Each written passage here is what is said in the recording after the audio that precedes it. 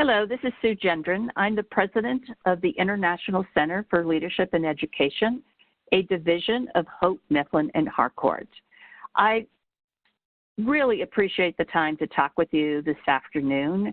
As a lifelong educator myself, I've sat in many of your seats. I'm former principal, superintendent, commissioner of education for the state of Maine, and I now have the pleasure of leading this important work for HMH.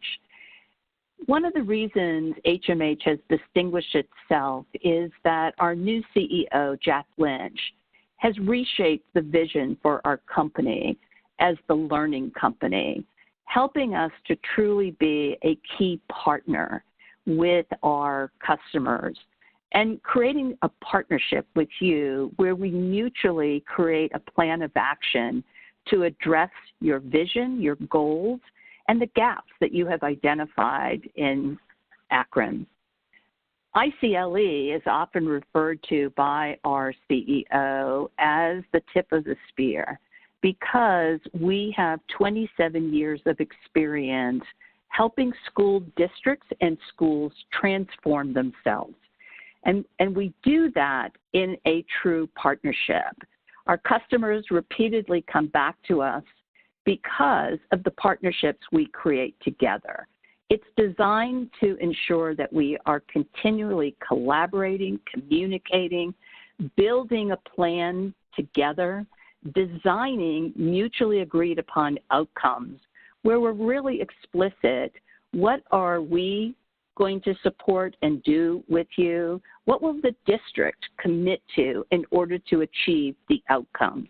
And through that collaboration, we build trust amongst all of the individuals who are committed and working towards improving student achievement, but also building the capacity of your school leaders to be instructional leaders and expanding the skill set of your teachers with common high expectations, a language around an instructional framework that helps to look at your state standards in a way that when we define rigor and what we're trying to achieve, there's common understanding, building coherence across the district.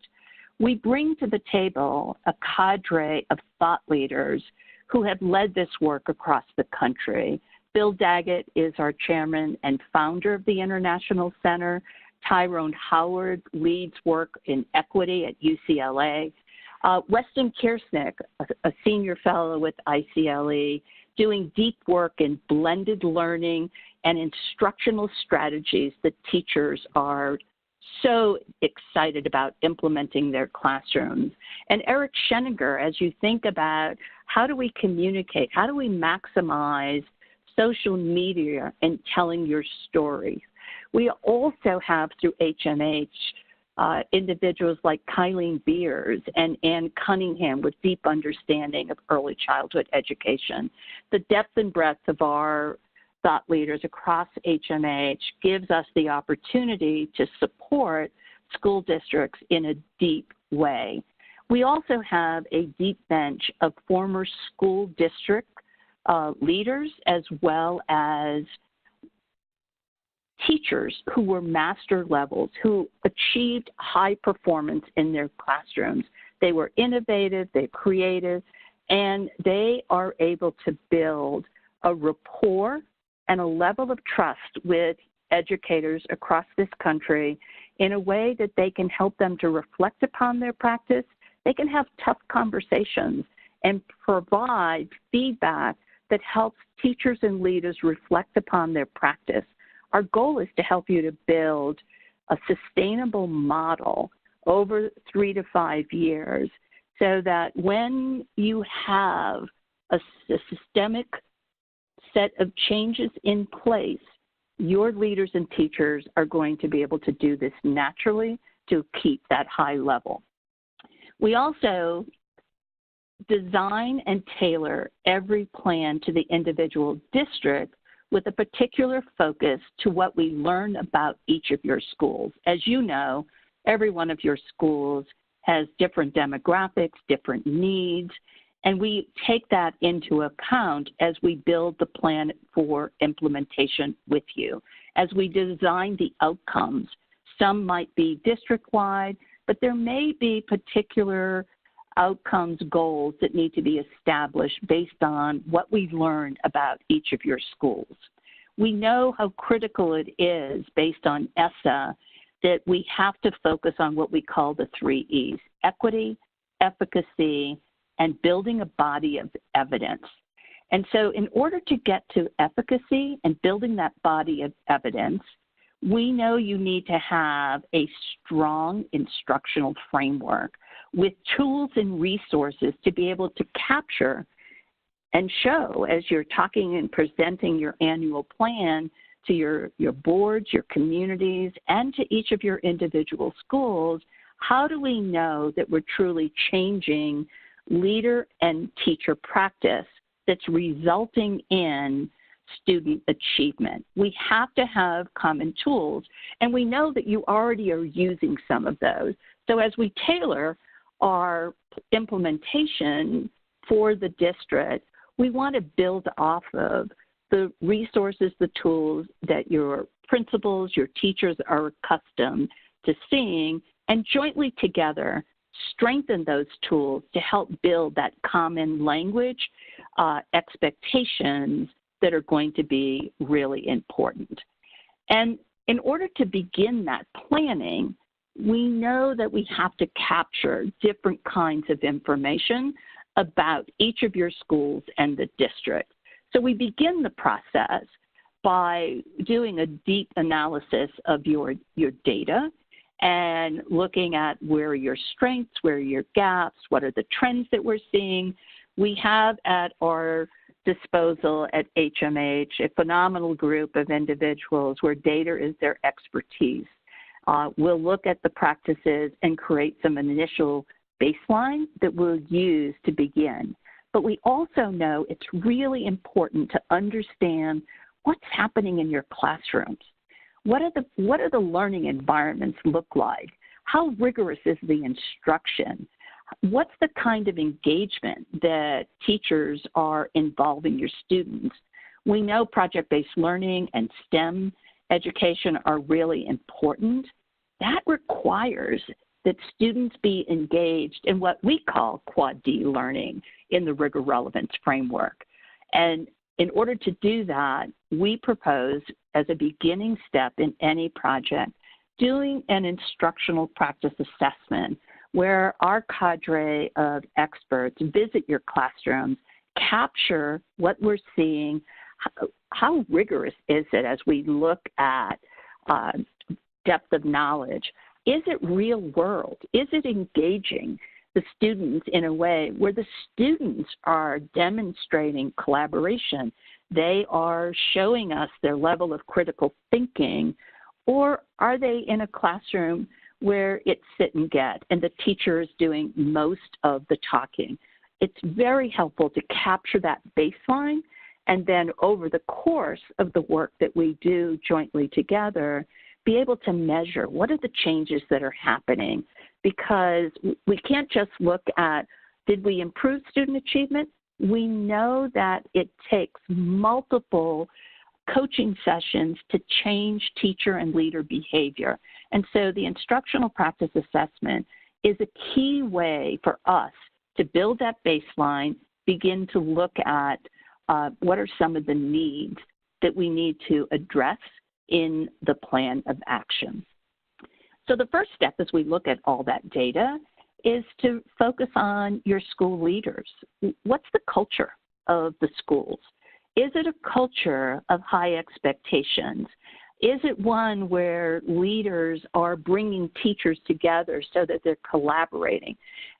They're talking about problems of practice and they're able to articulate. They are implementing and using performance assessment and capturing that from your project-based learning and your STEM activities. So one of the things that we think is really important is to build that common instructional framework, common language, so that teachers understand here's the level of rigor within the standards. What does rigor look like? What kinds of instructional practices really move our children and students to real-world involvement where they're able to use critical thinking, creative thinking, be able to defend their logic. That's how we use the rigor relevance framework. Quad D is, in fact, project-based learning. And we're gonna provide for you a sample of professional learning that we provided to the Atlanta School District on practice-based learning, how it is part of our rigor relevance framework. And you'll see that we've applied it to project-based learning, STEM, as well as literacy, because the framework is applicable in all content areas, providing teachers that common language. So we want to first start with your leaders, build their capacity to be able to help them to see what kind of teaching is happening, what kind of learning environments, and to be able to then provide feedback to teachers through what we call the collaborative instructional review process.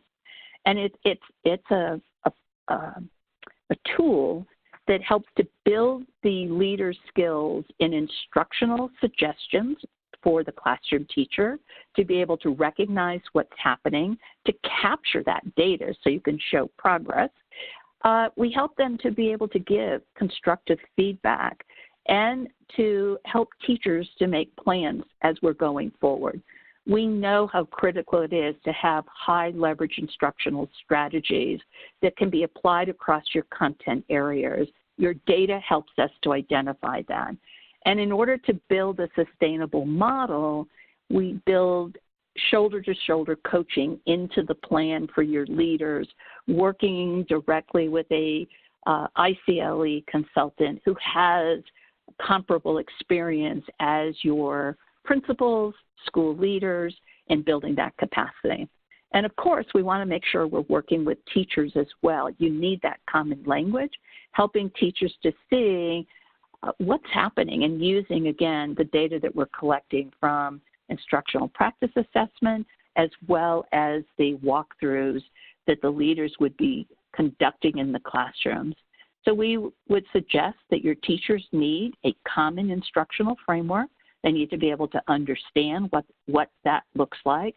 How do you increase the level of critical thinking, problem solving? And very often that comes from understanding your standards and being able to apply them. I've often seen, as I've worked with schools across the country, that when you look at the state standards, the first part of the standard is what I would call low level on Bloom's taxonomy, getting to comprehension.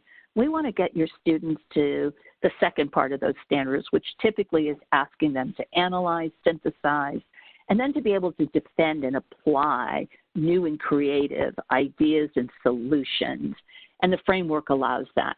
The rubrics that we use can be aligned to the rubrics that you're using. And collectively together, we can look at how to blend those rubrics to raise the level of skill set of your teachers and ultimately improve student achievement. The other thing that we know is really important as we work with our advisors on ESSA, you have to be able to communicate and share how are you getting to efficacy. As a former superintendent and commissioner of education, one of the things that kept me up at night was, in fact, knowing that in every classroom, once that door closed, each individual teacher was going to implement the curriculum, the strategies, as they felt most comfortable. And yet, as we're having to now defend what are the choices that we've made for our programs, for our curriculum, for our interventions, how do we document and know that we're achieving efficacy, equity in our classrooms? And part of that is having an instructional framework that we all understand, we can apply our instructional strategies, and then being able to communicate that to our parents, to our school boards, and our broader communities. Those are some key areas that we certainly can help you with. And Yeah, 27 years of experience working with school systems across the country where we have helped them to achieve and increase student achievement and sustain that over time. We very much hope that we'll be able to partner with you in transforming and moving the vision that you've established for the Akron school system forward. Thank you so much for your time.